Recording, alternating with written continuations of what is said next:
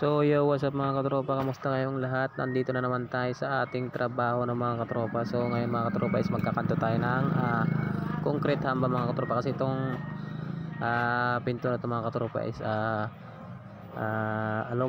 aluminum glass ng mga katropa ang kakabit ng mga katropa sa lamin siya mga katropa. So ito ay kakantuhan na natin mga katropa dahil nga may dalawang oras pa tayo mga katropa para tapusin ito mga katropa. So pipilitin natin matapos ng mga katropa, no? Kanina kasi mga katropa ang pinalitadahan natin mga katropa is yung isang walling ng mga katropa. So ayun nga, dahil may dalawang oras pa tayo, papalitadahan natin ito mga katropa.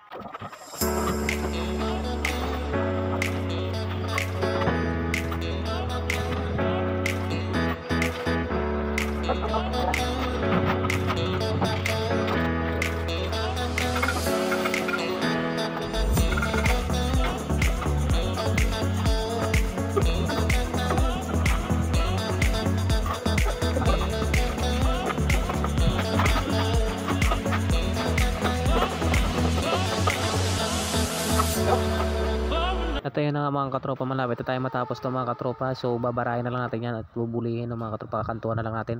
So mga katropa, para pag kayo ay rush hour na mga katropa, rush hour na tips natin para mabilis mo tuyo yung ating pinapalitadahan is gisa natin ng bagya ng konting puro ng mga katropa. Huwag naman masyadong maraming puro, kasi kinabukasan mga katropa is yung palitada ng mga katropa is bibitak-bitak ng mga katropa. Konting puro lang mga katropa.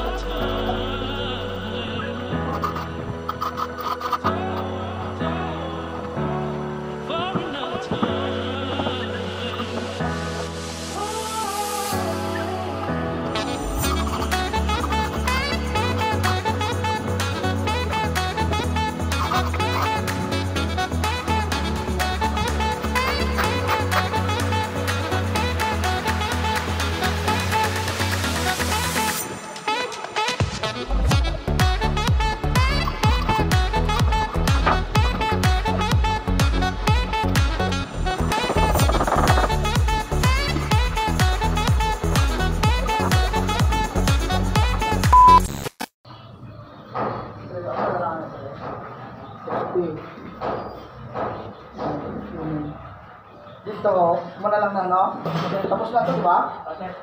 Yung portahan, kadali lang na, buwan ng ito.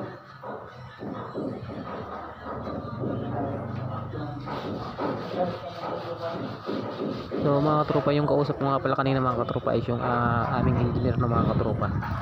Siya yung engineer dito, siya rin yung nangungontrata mga katropa. Okay na bang, average pag na? Okay, di ba?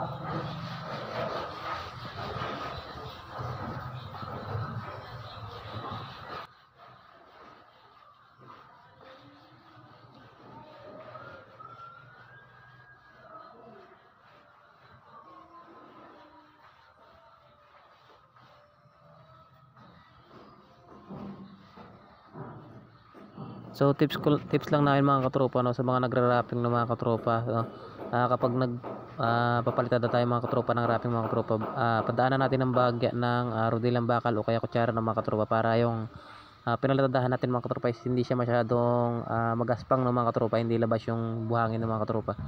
Kasi pag hindi natin pinadaanan ng rodelang bakal mga katropa, kawawa yung nagmamasilya ng mga katropa kasi masyadong maraming kakainin na masilya yung wuling natin o kaya yung pinalitadahan natin mga katropa kasi masyadong labas yung buhangin ng mga katropa.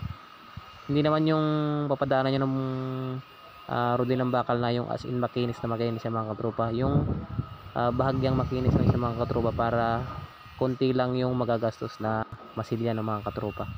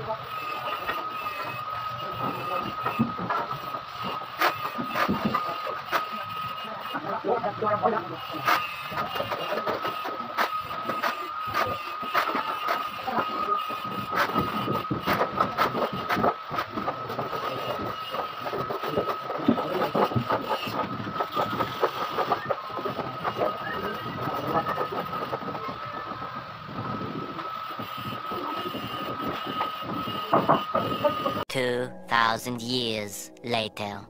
At ayun na nga mga katropa, natapos na natin yung kantuan natin, no? So naiwan natin yung header ng mga katropa kasi tatabtabin pa natin yung header ng mga katropa kasi mas mababa yung pagka header ng mga katropa. So sisinsilin natin yan mga katropa bukas ng mga katropa. So sa ating oras ng mga katropa is nahabol natin ang alas 4 siya at minatir pa tayong 20 minutes ng mga katropa. So ang gagawin natin is maglilinis tayo mga katropa.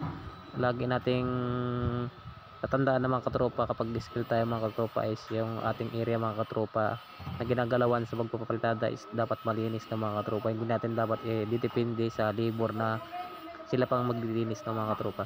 Dapat bago tayo magsimula or pagkatapos natin gawin yung ating papalitadahan mga katropa is malinis yung ating area ng mga katropa.